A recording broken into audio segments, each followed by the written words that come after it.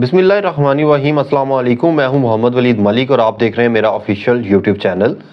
आज की स्टोरी की जानिब जाएंगे कि तहरीक इंसाफ के कारकुनान और रहनुमाओं के लिए एक बहुत बड़ी खबर है। इमरान खान एक बहुत बड़े केस से बरी हो गए हैं। इस हवाले से आपके साथ इंफॉर्मेशन शेयर की जाएगी। आज की दूसरी जो स्टोरी होगी वो होगी शेर अफजल मरवत के हवाले से, क्योंकि पीटीआई के लिए अब हर दिन बेहतरी की जानिब जा रहा है। जैसे जैसे इलेक्शन के डेज़ करीब आ रहे हैं, तहरीक इंसाफ के लिए आसानियां भी पैदा होती जा रही हैं। हाँ, कुछ हद तक तहरीक इंसाफ को कॉर्नर में लगाने की कोशिश की गई है, लेकिन एक ज़ात ऊपर भी बैठी है जो कि बेहतरीन इंसाफ करने वाली ज़ात है, और शायद अब कुछ फ़ैसले ऊपर से ही आ रहे हैं। ऊपर से मुराद मैं खुदा ताला की बात कर रहा हूँ। आज की तीसरी स्टोरी जो है वो है रात होने वाला वर्चुअल जलसा, जिसने पूरी दुनिया में अपना एक सिक्का मनवाया। पूरी दुनिया की नज़र वर्चुअल जलसे पे थी और जलसे को कामयाब भी केयर टेकर गवर्नमेंट ने ही करवाया। जो केयर टेकर गवर्नमेंट ने होशियारी और चालाकी से उस जलसे को फ्लॉप करवाने की कोशिश की, बेसिकली वो इनकी कोशिशें इनके गले पड़ गई। चौथी स्टोरी होगी इलेक्शन शेड्यूल के हवाले से। जो तहरीक इंसाफ ने अपना इलेक्शन शेड्यूल और इलेक्शन का तरीका और कारकुनान जो कि तहरीक इंसाफ के टिकट के उम्मीदवार होंगे उनके हवाले से जो शेड्यूल और जो तरीक़ाकार ज़ाब्ता हयात जारी किया है वो भी आपके साथ शेयर किया जाएगा। आज की पहली स्टोरी की जानिब आते हैं। साबिक चेयरमैन पीटीआई असद उमर के खिलाफ थाना कोराल में ये मुकदमा दर्ज हुआ था, और आपको जो लॉन्ग मार्च हुआ था ये वो वाली स्टोरी थी, आपको याद होगी, जिसमें जलाओ घेराव केस में इमरान खान पे और असद उमर के ऊपर केसेस बने थे। थाना कोराल में इनके खिलाफ मुकदमा दर्ज हुआ था, लेकिन आज अल्लाह के फजलो करम के साथ इमरान खान साहब और असद उमर साहब बरी हो गए हैं। और बरियत का सिलसिला भी यहाँ तक ही नहीं रुका, बरियत का सिलसिला इससे आगे तक भी जा रहा है। बरियत के सिलसिले के अंदर आज जो सबसे बड़ी पेशरफ्त, दूसरे नंबर पे जो बड़ी पेशरफ्त हुई है वो लाहौर से हुई है, कि जिसके अंदर तहरीक इंसाफ के नायब सदर शेर अफजल मरवत साहब को रिहा कर दिया गया है। बहुत बड़ी खबर है ये भी। शेर अफजल मरवत जो कि पंजाब के मेहमान थे, पंजाब में हाई कोर्ट बार में वो जलसे के लिए आए थे, उनको 3 MPO के तहत गिरफ़्तार किया गया था। गिरफ़्तार करने के बाद उनको जेल मुंतकिल किया गया।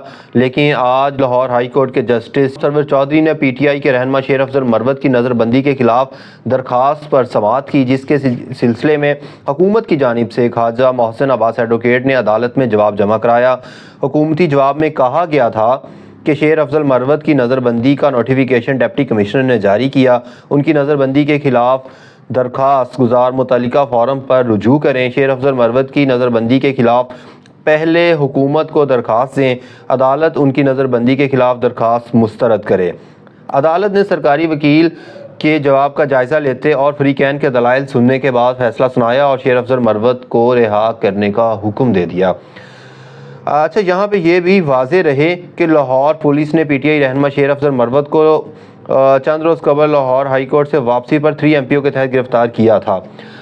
ये जो 2 रिहाई की खबरें हैं, ये खबरें रायविंड में शायद सफ़े मातम बिछा रही होंगी, क्योंकि जैसे जैसे तहरीक इंसाफ का कोई कारकुन या बानी चेयरमैन के लिए कोई अच्छी खबर आती है तो रायविंड के अंदर सफ़े मातम बिछ जाता है। और रायविंड के कुछ हलकों में, नून लीग के हलकों में इस चीज़ की बड़ी तशवीश पाई जाती है कि अगर ये एक एक करके इनके केसेस ख़त्म होना शुरू हो गए तो तहरीक इंसाफ अगला इलेक्शन में क्लीन स्वीप कर जाएगी। वैसे तो वो क्लीन स्वीप करेगी ही अगर फेयर इलेक्शन होता है तो। तीसरी जो स्टोरी है और सबसे बड़ी स्टोरी आज की, वर्चुअल जलसा जो कि 1 करोड़ लोगों ने बराह रास्त देखा, और दुनिया की तारीख का ये वाहिद वर्चुअल जलसा था जो कि जदीद टेक्नोलॉजी को इस्तेमाल करते हुए बानी चेयरमैन इमरान खान की हिदायत पे वर्चुअल जलसा किया गया। ना सिर्फ पाकिस्तान बल्कि पूरी दुनिया में जो भी ओवरसीज़ पाकिस्तानी भाई मौजूद हैं उन्होंने इस जलसे को बराह रास्त देखा। हुकूमत की भौंडी हरकत ये थी, क्योंकि हुकूमत ने भौंडी हरकत शायद जो हमारे रायविंड के अंदर कुछ नून लीग के सरबराहान बैठे हैं उनके कहने पर की थी, क्योंकि वर्चुअल जलसा का उनको भी अंदाज़ा था ये कहाँ तक जा सकता है, इसको कितनी पज़ीराई मिलेगी, और यह जलसा इमरान खान के तमाम पिछले जलसों का रिकॉर्ड तोड़ गया है। वहाँ पे सफ़े मातम बिछा, वहाँ से कुछ अहकामात जारी हुए, वो अहकामात हुकूमत ने उन पे अमल करते हुए पाकिस्तान में इंटरनेट की बंदिश को यकीनी बनाया। देखिए कैसी हैरान कुन बात है कि वैसे तो हम कहते हैं कि हम टेक्नोलॉजी में, IT डिपार्टमेंट में दुनिया को क्रॉस करने के दावे करते हैं, IT डिपार्टमेंट के ऊपर इन्वेस्टमेंट्स करते हैं, लेकिन آپ سوچیں کہ جن لوگوں کا کاروبار یوٹیوب، انسٹاگرام، فیس بک اور دیگر سوشل میڈیا کے پلیٹ فارم سے چلتا ہے، رات ان کے لیے کتنا مسئلہ بنا ہوگا۔ 3 سے 4 گھنٹے کا جو انٹرنیٹ کی بندش اور سوشل میڈیا پلیٹ فارم کے اوپر بندش کا سلسلہ رہا، ان بندش کے سلسلے کی وجہ سے سوشل میڈیا کے کاروبار کرنے والے بندوں کو لاکھوں نہیں بلکہ کروڑوں روپے کا بھی نقصان ہو گیا ہوگا۔ جو ورچوئل جلسہ تھا وہ عمران خان کی مقبولیت میں 4 گنا اضافہ کر گیا۔ خوف اتنا پھیلا کہ ان کو انٹرنیٹ بھی بند کرنا پڑا۔ پاکستان کے تمام سوشل میڈیا پلیٹ فارمز کو بند کیا گیا، اس میں فیس بک بھی بند تھی، ٹویٹر بھی سلو کر دیا گیا، انسٹاگرام بھی سلو کر دیا گیا اور دیگر دوسرے سوشل میڈیا پلیٹ فارم سلو کر دیے گئے۔ لیکن ابھی ان کو اندازہ ہونا چاہیے تھا کہ ایک وی پی این نام کی بھی چیز دنیا میں آ چکی ہے۔ وی پی این بہت لوگ جانتے ہوں گے، میں وی پی این کا بھی تعارف کرواتا چلوں کہ وی پی این ایک اپلیکیشن ہے جس کو آپ اپنے موبائل یا کمپیوٹر میں انسٹال کرتے ہیں، جو کہ آپ کی لوکیشن پاکستان نہیں بلکہ کسی ادر کنٹری کی لوکیشن شو کرواتا ہے۔ ادر کنٹری کی لوکیشن شو ہونے کی صورت میں آپ کا یوٹیوب بھی پراپر چل رہا تھا، فیس بک بھی پراپر چل رہا تھا، انسٹاگرام بھی پراپر چل رہا تھا، ٹویٹر ایکس بھی پراپر ورکنگ میں تھا۔ جب انہوں نے انٹرنیٹ کو سلو کیا تو پوری دنیا سے اس چیز کو زیر بحث لایا گیا کہ پاکستان میں ایک جیل میں بیٹھے قیدی کا اتنا خوف ہے، اس حد تک وہ ان کے اوپر اپنا خوف جمائے کھڑا ہے کہ ان کو انٹرنیٹ سلو کرنا پڑا، ان کو بھونڈے پروپیگنڈے آزمانے پڑے۔ بی بی سی نے اس کے اوپر اپنی ایک رپورٹ جاری کی، دنیا کے دیگر میڈیا چینلز نے اپنی ایک رپورٹ اس کے اوپر جاری کی کہ پاکستان کی جیل میں بیٹھا ایک قیدی جو کہ پاکستانی حکومت اور 13 جماعتوں کے لیے درد سر بن گیا ہے۔ ہاں، اگر یہ رات انٹرنیٹ والی بھونڈی حرکت نہ کرتے تو ہو سکتا ہے کہ عمران خان کا جلسہ اتنا پاپولر نہ ہوتا، لیکن ان کی اس بھونڈی حرکت نے عمران خان کے جلسے کو اس حد تک پاپولر بنا دیا کہ جس نے نہیں دیکھنا تھا اس نے بھی دیکھا۔ دوران جلسہ میں نون لیگ کے کچھ کارکنان اور رہنماؤں کے ٹویٹس اور ان کی طرف سے آنے والے پیغامات پڑھ رہا تھا، سن رہا تھا کہ یہ جلسہ ناکام ہو گیا۔ تو ٹھیک ہے یار، آپ سمجھتے ہیں کہ اگر یہ جلسہ ناکام ہوا ہے تو آپ اسے بڑا جلسہ کر کے دکھا دیں۔ آپ کے پاس بھی یہ پلیٹ فارم موجود ہے، آپ کے پاس بھی ٹویٹر کے اندر سپیس موجود ہے، آپ وہاں پہ آئیں، اس سے بڑا جلسہ کریں۔ آپ نواز شریف صاحب نے آج تک social media plate form use نہیں کیا کیونکہ ان کو پتہ ہے کہ سوشل میڈیا پلیٹ فارم ان کا پلے گراؤنڈ نہیں ہے۔ ان کا پلے گراؤنڈ اب صرف رائے ونڈ کا حلقہ تو رہ گیا ہوگا، لیکن وہ پاکستان کے دیگر حلقوں سے اپنے لیے جو جگہ تھی وہ ختم کر چکے ہیں۔ اس چیز کا ان کو بخوبی اندازہ ہے، اس لیے تو وہ کہتے پھر رہے ہیں کہ ساڈی گل ہو گئی ہے۔ نواز شریف صاحب آئیں، نون لیگ کے کارکنان آئیں، وہ بھی سوشل میڈیا پلیٹ فارم کے ذریعے اس سے بڑا جلسہ کر کے دکھا دیں۔ ان کو کسی نے روکا تو نہیں ہے، تحریک انصاف والوں نے یا کسی نے اس چیز کے اوپر ان کو کوئی چیلنج تو نہیں کیا، یہ آ کے اس سے بڑا جلسہ کر کے دکھا دیں۔ یہ کبھی بھی نہیں آئیں گے کیونکہ ان کو اچھی طرح سے پتہ ہے اس بات کا کہ یہ کبھی بھی عمران خان کے اس پلے گراؤنڈ میں کھیل کے 1% بھی نہیں جیت سکتے۔ جلسہ ویسے شاید جلسہ کرنے والوں کو بھی اس چیز کا اندازہ نہ ہو کہ یہ جلسہ اتنی زیادہ پذیرائی لے جائے گا۔ یہ جلسہ آج تک میں دیکھ رہا ہوں رات جلسہ ہو گیا، لوگ ابھی تک اس جلسے کی ویڈیوز کو شیئر کرنے۔ تقریباً 4 گھنٹے کا یہ جلسہ تھا جس کے اندر تحریک انصاف کے ان کارکنان، ان رہنماؤں نے بھی تقریر کی جو کہ پاکستان میں اس وقت روح پوش ہیں، پاکستان میں کی عدالتوں کو بھی اس ٹائم مطلوب ہے، انہوں نے بھی اس کے اندر آ کے اپنی تقاریر کی۔ اس کا سب سے بڑا فائدہ یہ ہوا کہ پی ٹی آئی کا کارکن جو سمجھتا ہوگا کہ شاید تحریک انصاف کے اب جو رہنما ہیں وہ چھپ گئے ہیں، تحریک انصاف اب دب گئی ہے، ان کو یہ چیز کلیئر ہوگی کہ پی ٹی آئی نہ تو دبی ہے، نہ ہی اس کے کارکن خاموش بیٹھے ہیں، وہ بس اپنے حالات کا سامنا کر رہے ہیں، جبکہ وہ پاکستان کے لیے اور اس جماعت کے لیے پہلے بھی کھڑے تھے، آج بھی کھڑے ہیں اور آگے بھی کھڑے رہیں گے۔ تیسرے نمبر پہ آتے ہیں جی الیکشن شیڈیول کے حوالے سے۔ الیکشن شیڈیول آتے ہی تحریک انصاف نے بھی اپنا ایک ایجنڈا پیش کر دیا ہے۔ تحریک انصاف نے الیکشن کے حوالے سے بڑا زبردست ایجنڈا پیش کیا ہے۔ اس ایجنڈے کے اندر پاکستان کے تمام ٹکٹ ہولڈرز کو جہاں پہ وہ اپنے کاغذات جمع کروائیں گے، اسی کے ساتھ ہی وہ اپنے کورنگ کینڈیڈیٹ کے کاغذ بھی جمع کروائیں گے۔ خواہ وہ وکیل ہے یا وہ وکیل نہیں ہے، وہ اپنے کورنگ کینڈیڈیٹ کے کاغذ بھی جمع کروائے گا، کیونکہ بہت حد تک کوشش کی جائے گی کہ جو ان کا تحریک انصاف کا ٹکٹ ہولڈر ہوگا اس کے اوپر کوئی ایلیگیشن لگا کے اس کو الیکشن سے باہر کیا جائے اور پھر سیکنڈ پہ کوئی اپنا بندہ لانے کی کوشش کی جائے۔ لیکن اس کا بھی جائزہ تھا بانی پی ٹی آئی کو، انہوں نے جیل میں بیٹھے ہوئے یہ پلان کیا ہے، ان کے دوسرے رہنماؤں نے ان کے ساتھ یہ پلان کیا ہے کہ جہاں پہ کینڈیڈیٹ اپنے کاغذات جمع کروائے گا وہاں پہ اپنے کورنگ کینڈیڈیٹ کے کاغذ بھی جمع کرائے. وہ کورنگ کینڈیڈیٹ آپ کے گھر سے بھی کوئی ہو سکتا ہے, بیوی ہو سکتی ہے, بھائی ہو سکتا ہے, والدہ, والد یا بچوں میں سے بیٹا بیٹی ہو سکتا ہے. آپ اپنے کورنگ کینڈیڈیٹ کے کاغذ بھی ساتھ جمع کروائیں گے. اگر آپ کو کسی وجہ سے ریجیکٹ کر دیا جاتا ہے تو آپ کا کورنگ کینڈیڈیٹ آپ کی جگہ پہ الیکشن کنٹیسٹ کرے گا. لیکن جو ہمیں ہوتا نظر آ رہا ہے, وہ میری مختلف حلقوں میں اس حوالے سے بات بھی ہوئی ہے, ان کا کہنا یہ ہے کہ ہم نے تو اپنے پورے گھر سے کاغذات جمع کروا دینے ہیں. ایک بندہ جو الیکشن کنٹیسٹ کر رہا ہے وہ بھی کاغذ جمع کروا رہا ہے, اس کے بہن بھائی اور دیگر رشتہ دار بھی اسی سیٹ کے لیے کاغذ جمع کروا رہے ہیں, تاکہ اگر اس کو الیکشن کمیشن کی جانب سے کوئی ایلیگیشن لگا کے اس کو باہر کیا جاتا ہے تو اس کی جگہ پہ اس کے گھر سے سب سے پہلا بندہ جو ہوگا اس کو موقع دیا جائے گا. یہ تحریک انصاف کی طرف سے بہت اچھی پلاننگ کی گئی ہے, تاکہ ایک علاقے میں ایک بندہ, ایک گھرانہ جو اعتماد والا ہوتا ہے, جس کے اوپر تمام حلقے کی سپورٹ ہوتی ہے, تمام حلقے کا اعتماد ہوتا ہے, اگر ایک اس کو ریجیکٹ کر کے اس کے گھر میں سے ہی بیٹا بیٹی بہن بھائی بیوی بچوں میں سے کوئی آئے گا تو لوگ اس کو بھی اسی شکل میں دیکھیں گے. جبکہ اس کی بجائے اگر کوئی باہر سے بندہ آتا ہے تو وہ شاید بعض دفعہ اتنی پذیرائی نہیں لے پاتا. اپنی آج کی آخری خبر کی جانب بڑھتے ہیں کہ پاکستان کے اندر جو فیصلہ ہونے کے بعد فیصلے محفوظ کرنے والا سلسلہ ہے یہ طویل ہوتا جا رہا ہے. اب یہ عدالتوں سے نکل کر الیکشن کمیشن تک پہنچ گیا کہ الیکشن کمیشن بھی اب کسی کیس میں سنوائی کے بعد اس میں فیصلہ محفوظ کرنے لگ گیا ہے.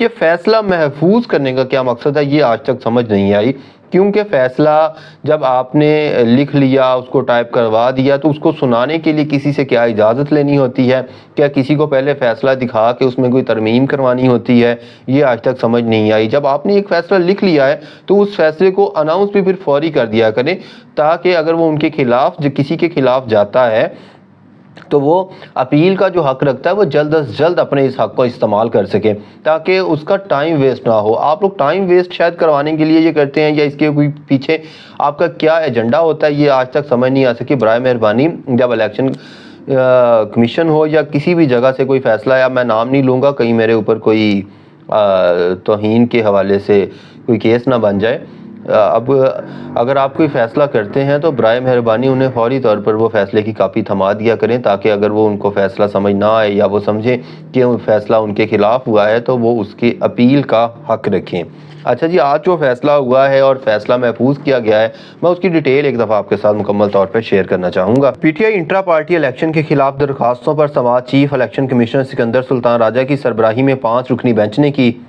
Chairman P T I barrister Gohar Ali Khan commission کے سامنے پیش ہوئے, اور پی ٹی آئی کے وکیل بیرسٹر علی ظفر نے اپنے دلائل میں کہا کہ الیکشن کمیشن نے 20 روز میں انتخابات کرانے کا کہا, جس پر ہم نے آرڈر کے تحت الیکشن کروائے. بیرسٹر علی ظفر نے مزید کہا کہ چیئرمین کا عہدہ 5 سال اور پینل کا 3 سال کا الیکشن ہوتا ہے. جہاں بلا مقابلہ الیکشن ہوتا ہے وہاں ووٹنگ کی ضرورت نہیں ہوتی. عام انتخابات بھی بلا مقابلہ ہوتے ہیں. بلا مقابلہ کے الیکشن غیر قانونی تو نہیں ہوتے, اس کے لیے ووٹنگ کی ضرورت بھی نہیں ہوتی. ظاہری سی بات ہے کہ اگر آپ کے مد مقابل جب کوئی بندہ کھڑا ہی نہیں ہو رہا تو وہ بلا مقابلہ الیکشن کہلوائے گا, اور اب زبردستی تو کسی کو اپنے مد مقابل کھڑا نہیں کرنا ہوتا. جب کوئی بندہ آپ کے مد مقابل کھڑا ہوتا ہے تو تب ووٹوں سے آپ صدر منتخب ہوتے ہیں. جب آپ کے مد مقابل کوئی بندہ ہی نہیں کھڑا تو ظاہری سی بات ہے آپ بلا مقابلہ ہی صدر بنیں گے. انہوں نے مزید کہا کہ انٹرا پارٹی الیکشن کروانے کا طریقہ کار پاکستان کے آئین, الیکشن ایکٹ اور الیکشن رولز میں درج نہیں ہے. الیکشن ایکٹ میں انٹرا پارٹی الیکشن کروانے کا معاملہ پارٹی پر چھوڑا گیا ہے. ہمارے آئین میں صرف یہ ہے کہ الیکشن خفیہ رائے شماری سے ہو. علی ظفر نے مزید کہا کہ انٹرا پارٹی الیکشن میں الیکشن کمیشن ریگولیٹر نہیں, لہٰذا اس ادارے کے پاس الیکشن تنازع میں نہیں لایا جا سکتا. مزید کہا کہ الیکشن ایکٹ انٹرا پارٹی اور الیکشن اور ممبرشپ کی بات کرتا ہے, ہر کوئی پارٹی ممبر نہیں. ووٹر اور ممبر میں فرق ہے. ممبر وہ ہے جو پارٹی میں شمولیت اختیار کرے, اسے ممبرشپ کارڈ دیا جاتا ہے. لیکن پارٹی کے انٹرا پارٹی الیکشن کے خلاف جن لوگوں نے درخواستیں دی ان میں سے کوئی ایک بھی پارٹی کا ممبر نہیں ہے. الیکشن پر کوئی ناراض ہو کوئی پارٹی کا ممبر نہ ہو تو وہ شکایت نہیں کر سکتا۔